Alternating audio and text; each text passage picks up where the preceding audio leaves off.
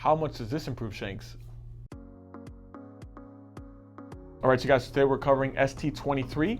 We have a Shanks deck built for the meta, and we're also going to showcase some of the cards that come in the deck that are new, right? And that didn't make the cut and why they don't make the cut. So I'm going to go into that right now. But before we start with the video, please make sure to subscribe, hit the like button. It's important for me and my editor to make sure you guys subscribe so we can keep making you guys quality content. So let's get into it. All right, so a big reason these didn't make the cut, these are the new cards to begin with for ST23. They don't really fit the theme of what the deck's trying to do. These cards, it's weird. Like, it's like they were made, this of course is not even a red hair, so it's made for different strategies. And then this is built for the new Gear 5 starter deck, for those that can't get their hands on the promo Revolutionary Bella Betty. I believe it's Bella Betty. It has the same effect, but now you can play this, and it's basically the same thing. It's the same card, just red hair pirates. So that's more for like that Gear 5 deck. And this is a niche card. It says they kind of ruined this card with the base. This card would be really good because you could pair it with other cards, but they nerfed it with the base word. So this card can only pop. Yeah, this card can only pop 4,000 base power or less. So this card is nerfed before it even had a chance. So that's why those cards didn't make the cut. All right, so for those, again, we have touched upon Shanks on this channel. For those that don't know, very versatile effect. It says this effect can be activated when your opponent attacks. Give up to one of your opponent's leaders or characters -1,000 during this turn.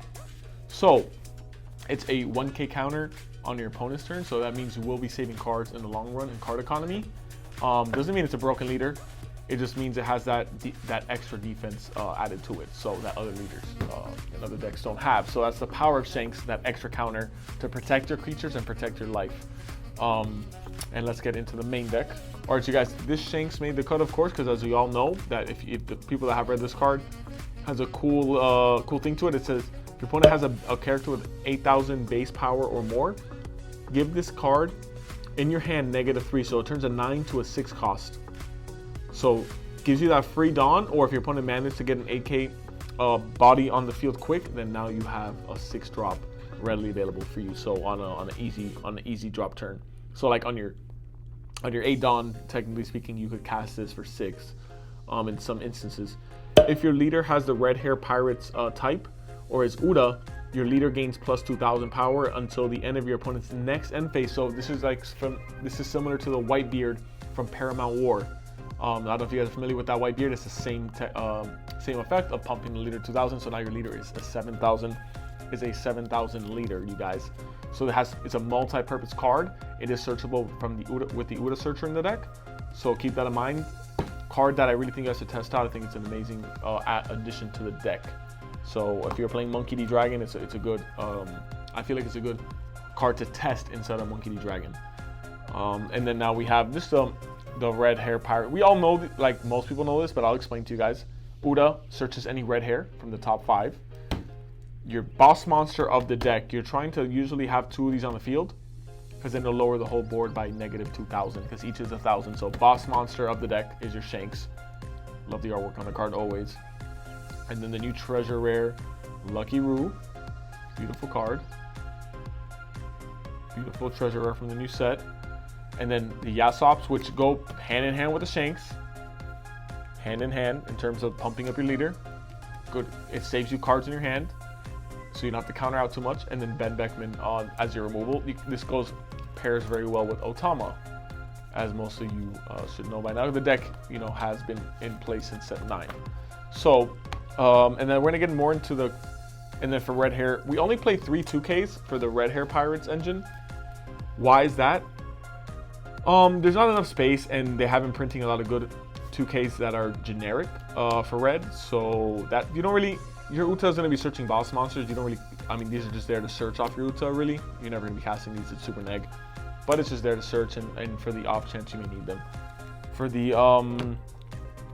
that's the red hair engine. And then another boss monster that I think every red deck should play 4 of is your. So it's Rayleigh. It's a good freeze a turn card. It puts a lot of pressure. It gets rid of a lot of problems. Great card. Best red card, I think. Could be debated, but probably the best red card in the game. And then the early drop that's a straw hat is the Sanji. This card adds a lot of pressure. It's versatile on your first turn, and it's great on turns that you want to go like on 8 dawn. You want to just drop a 5 drop, and you want to drop. And then like speaking of 5 drop, I play 4 ace. It's a good control card for your opponent to remove. A lot of decks are trying to bounce cards. A lot of decks are trying to bottom deck cards. So great control cards. It's sticky and it's 6K. So with your leader, technically 7K on some swings because it reduces your opponent's creature. So on your 8 dawn turn, like these are like nice plays if you want to go like drop Sanji, drop the Ace or the Yasopp. So she's just so crucial in red right now to add tempo and add card economy. She's just amazing card. I think I would never play this deck without her. She just on 3 dawn too. She just the nuts. She's just crazy. Alright, you guys. So going on to the 2Ks that aren't red hair, so the best 2K in the deck. This card gets so much value. You can play this on 4, and now you're just protected for a long time. And your opponent's swinging at you at a 6K body, and you're reducing with your leader. So this is Sticky Blocker, and it's a 2K too, which is ignorant. That's ignorant! And then Otama, just good combo piece in the deck. Can't go wrong with Otama. Combos with Silver Rayleigh, combos with Benn.Beckman. You could push it to 4 somehow if you want to take something out, but it just combos so well and it's versatile. And then for Uta, this isn't a red hair, which of course is Uta, but it just sucks that it's not a red hair because it comes out of the ST23 and you would think so. So it would be searchable, but it isn't, and it is what it is. If the power of this card is crazy. If you have a character with 10,000 power or more, give this card in your hand -4 cost, so it becomes a 2. So it's a 2 cost blocker, but it's a 2K as well. So that's why it's such a good card. It's a 2. It could be a 2K or a 2 cost blocker, which is very versatile and something this deck kind of needs in some niche situations. So you don't have to play those spells anymore that are bricky, because this deck has a bricking option, issue. And now that you have a 2K that is a big defense capability, so you don't have to like keep your Dawn up.